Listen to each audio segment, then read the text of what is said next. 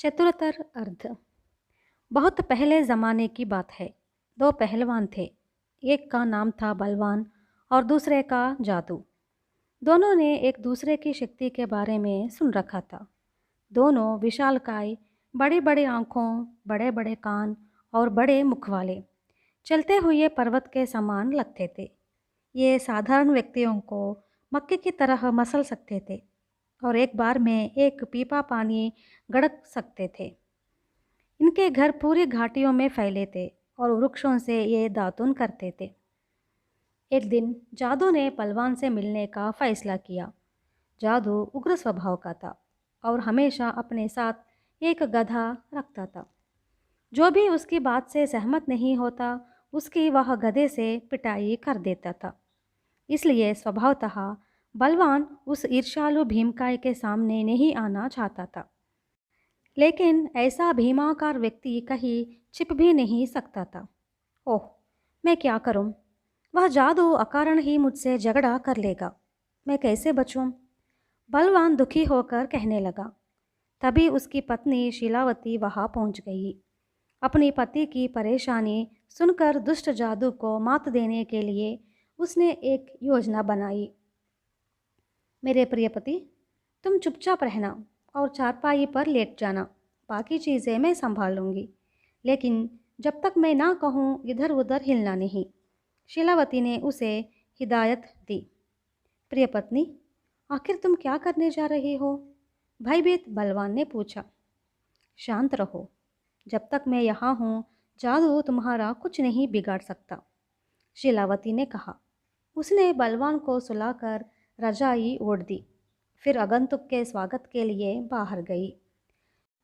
जादू मार्ग में चट्टानों और वृक्षों को रौंदता हुआ आ पहुंचा। सिंहों और बाघों की गुफाओं को अपनी गदा से टोककर मारकर उन्हें आतंकित कर दिया था। खरगोश और चूहे भाग गए, क्योंकि उनके बिल जादू के विशाल कदमों तले दब गए थे।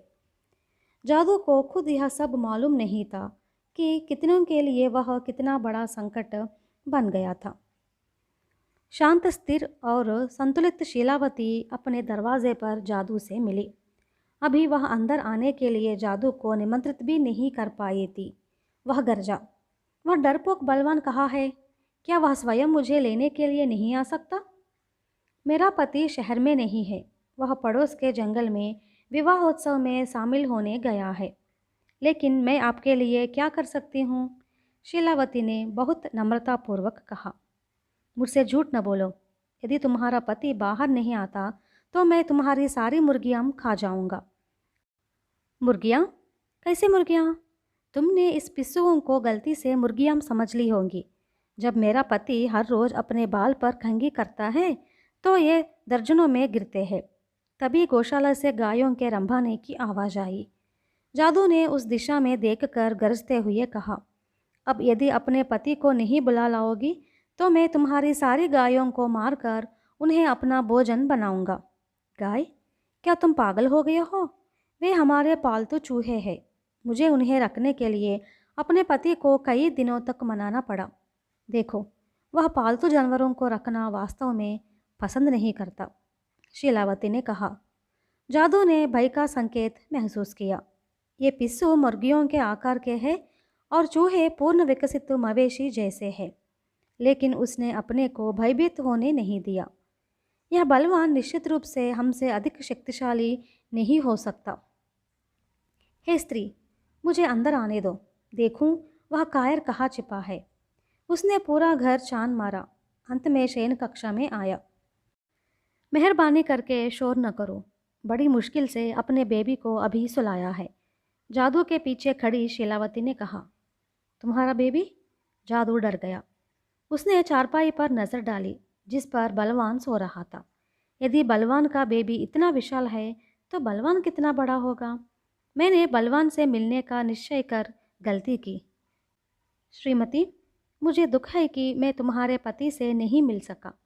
उसके लौटने पर मेरी ओर से प्रणाम देना। इतना कहकर जादू लौट गया। शीलावती अंदर गई और बिस्तर से पति को निकाला। खुशी से उछलते हुए बलवान ने पत्नी की भूरी भूरी प्रशंसा की। उसने दुष्ट जादू को बड़ी चतुराई से संभाल लिया था।